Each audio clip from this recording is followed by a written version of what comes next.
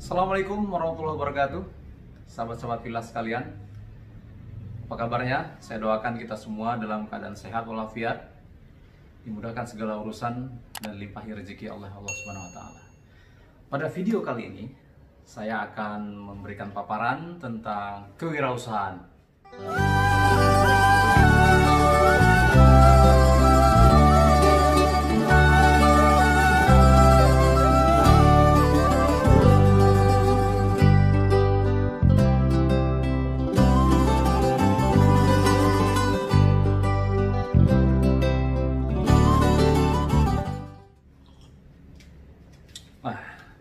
Sahabat-sahabat Pilas sekalian, berbicara tentang kewirausahaan sangat menarik untuk dibahas. Kenapa? Karena wirausaha ini tentunya berhubungan erat dengan orang-orang sukses yang ingin menjadi sukses lah. Orang-orang yang ingin menjadi sukses dengan melakukan usahanya sendiri. Jadi dalam memulai suatu usaha tentu ada beberapa hal, ada banyak hal yang harus kita pelajari dan pertimbangkan. Nah, ibaratnya seperti kita ingin melakukan usaha, kita harus mempelajari, melakukan studi. Apakah usaha yang akan kita buka, yang kita laksanakan itu layak atau tidak, menguntungkan atau tidak. Ketika ingin memulai usaha, apa faktor yang paling utama yang harus kita pahami dan pelajari? Kalau secara pribadi, ya, kebetulan alhamdulillah saya pribadi memiliki pengalaman ya tentang membuka usaha yang kebetulan sudah beberapa tahun yang lalu ya buka, yaitu jual beli ya produk pakaian, dan yang kedua adalah usaha penitipan anak. Ternyata ketika membuka usaha, hal yang penting adalah satu, pasar.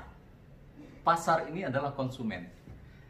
Ketika memulai usaha, kita harus memikirkan kira-kira kalau kita punya produk, siapa yang mau beli barang kita, siapa yang akan menggunakannya, siapa yang akan memanfaatkannya, siapa pasarnya, dan ketika dijual apakah pasar tersebut mau membeli dan menguntungkan bagi kita. Percuma saja kalau kita punya produk yang bagus, cantik, ya sangat baik ya dari segi bentuk dan kemasan, tapi tidak ada yang beli, tentu usaha kita tidak akan berjalan dengan baik. Untuk itu kita harus melakukan riset pasar, kita harus mempelajari. Sebagai contoh begini, mungkin teman-teman ada yang ingin buka usaha makanan, ya. Saat ini tentu kalau menurut saya usaha yang tidak ada habisnya itu adalah usaha bidang makanan. Karena tidak mungkin orang tidak makan, pasti makan. Sesusah apapun kita pasti membutuhkan makanan. Aspek-aspek apa saja, baik itu bahan makanan, makanan produk jadi, apalagi makanan-makanan yang memang digemari masyarakat, itu tidak akan putus, tidak akan terkendala oleh keadaan. Biasanya dibutuhkan, kecuali makanan yang memiliki keeksklusifan ya, misalkan harganya ataupun tempatnya. Nah, contoh begini, makanan apa yang mau jual? Oh, saya ingin jualan ayam goreng, Pak. Oke, kita pelajari apakah ayam goreng atau fried chicken itu digemari oleh masyarakat. Dan berdasarkan penelitian memang masyarakat kita sangat menggemari fried chicken. Kalau Anda lihat di situ, di Gojek misalkan atau GoFood, itu produk ayam goreng itu memiliki penjual yang banyak, gitu. Menandakan itu produk yang digemari. Nah, kemudian apakah kemudian Anda harus melihat produk makanan Anda itu pada saat ini merupakan makanan yang memang sangat dibutuhkan masyarakat, apakah tidak terganggu oleh keadaan, misalkan saat ini seperti contoh pandemi dan sebagainya. Dan ternyata memang produk ayam fried chicken ini sangat digemari oleh masyarakat. Kenapa? Karena di selain rasanya yang enak, gurih ya, masyarakat kita ini suka goreng-gorengan di Indonesia ini. Apa saja yang digoreng digemari, ya, makan gorengan kah, ayam goreng kah, ubi goreng, semua digoreng digemari dan sangat digemari. Kebetulan juga rasanya sangat gurih. Kenapa? Di dalam tepungnya ada bumbu. Dan makanan yang bahan utamanya adalah ayam. Ayam merupakan makanan kegemaran masyarakat Indonesia.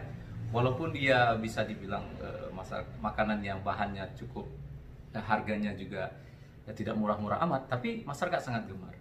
Nah, kegemaran masyarakat kepada ayam goreng ini tentu sangat menjadi peluang bagi kita. Ditambah lagi harganya juga tidak terlalu mahal. Anda bisa lihat ayam goreng dari yang elit ya, seperti di mall ataupun di kafe besar ya, di mall yang besar itu, sampai di kaki lima juga ada. Dari yang harganya 118.000 sepotong sampai yang harganya 10.000 satu potong. Dari yang duduk ya di tempat yang ber-AC sampai yang hanya warung tenda saja. Nah, Anda ingin masuk ke situ.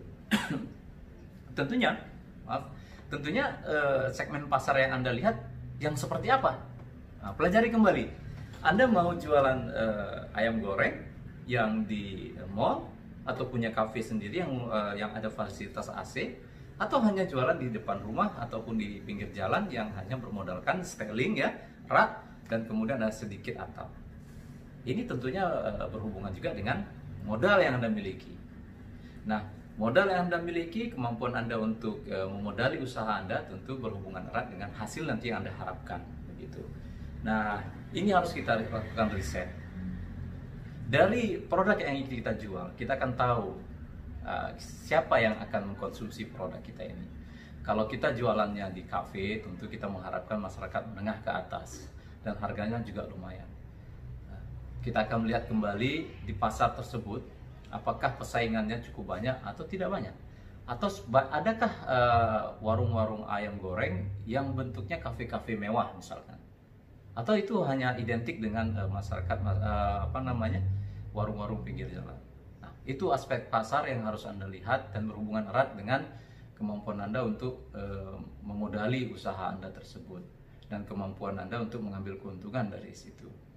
Nah, jika Anda merasa ternyata ayam goreng bagus nih Pak, saya sudah tanya ya ke teman-teman yang punya usaha ayam goreng, lakunya cukup lumayan. Misalnya labanya 20%, 30% satu potong ya. Bayangkan kalau 10.000, kalau 30%, 3.000 itu menjadi laba Anda. Ya, kalau laku 100 potong, Anda sudah untung satu hari 300.000. Ya, itu kalau untungnya 30%. Kalau 40-50% tentu keuntungannya lebih banyak. Itu kalau harga 10.000. Kalau harganya naik menjadi 5.000, 15.000, tentu keuntungan lebih banyak. Kemudian jenis usaha yang bagaimana? Apakah Anda buka sendiri di toko? Sekarang ini kalau kita lihat ya, pemasaran sekarang tidak hanya kita membuka toko sendiri, tapi kita bisa juga ya channeling ya, nompang di warung orang lain atau di toko orang lain. Anda bisa lihat warung-warung kopi Aceh. Itu banyak ya styling rak-rak orang jualan misalkan ayam penyet, kebab ya, ayam goreng. Yang dia itu tidak perlu menyewa toko mahal-mahal, cukup menyewa tempat yang kecil itu saja.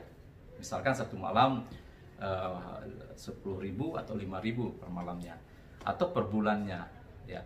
Kemudian itu sangat ekonomis ya bagi kita. Atau ada yang sistem bagi hasil, setiap porsi kita harus berikan kepada si pemilik toko, pemilik warung kopi, Rp1.000 setiap porsi makanan itu.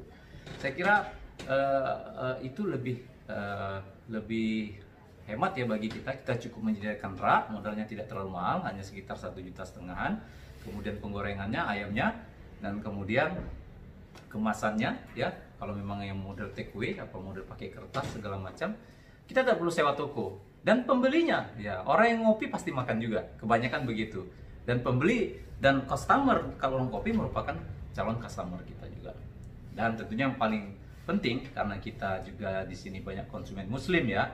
Sekarang ini kan ada potensi ekonomi syariah. Kita juga harus memenuhi satu hal yang penting, yaitu sertifikasi halal. Saya kira ini penting karena sertifikasi halal ini juga memberikan peranan penting dalam kita berdagang ya, lebih berkah dan juga memberi ketentraman pada masyarakat yang ingin membeli produk kita. Demikian dulu pembahasan saya tentang wirausaha dalam seri wirausaha, yang video pertama yang membahas tentang pelaksanaan riset pasar terhadap kewirausahaan. Jika Anda ingin memulai usaha, maka lakukanlah riset pasar biar Anda bisa mendapatkan informasi yang cukup tentang usaha yang akan Anda laksanakan. Terima kasih, semoga bermanfaat. Mohon maaf kalau ada kekurangan. Assalamualaikum warahmatullahi wabarakatuh.